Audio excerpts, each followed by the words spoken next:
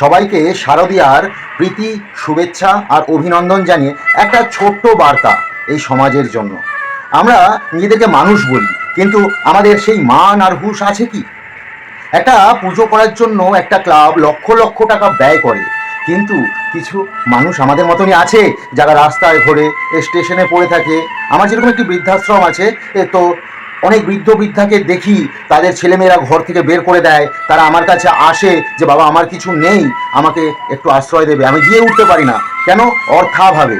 আর সেইখানে আমরা নিজেদেরকে শিক্ষিত বলি, আমরা নিজেদেরকে মানুষ বলি, লক্ষ লক্ষ টাকা 3-4 দিনের আনন্দের জন্য নষ্ট করে ফেলছি।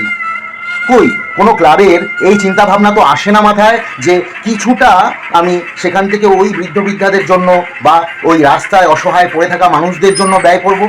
যেরকম আমার যদি 10 লক্ষ টাকার একটা পূজার বাজেট হয়, আমি তার মধ্যে থেকে কিছুটা অন্তত অর্থাৎ 2 লক্ষ টাকা আমি মানুষের সেবায় কাজে লাগাবো, আর বাকিটা আমার পুজোয় কাজে লাগাবো। সেটা না, আমরা রাজনীতি করি, আমরা বিভিন্ন প্যান্ডেলের মধ্যে দিয়ে জাঁকজমক দেখাই, দেখো আমার ক্লাবের এত ক্ষমতা।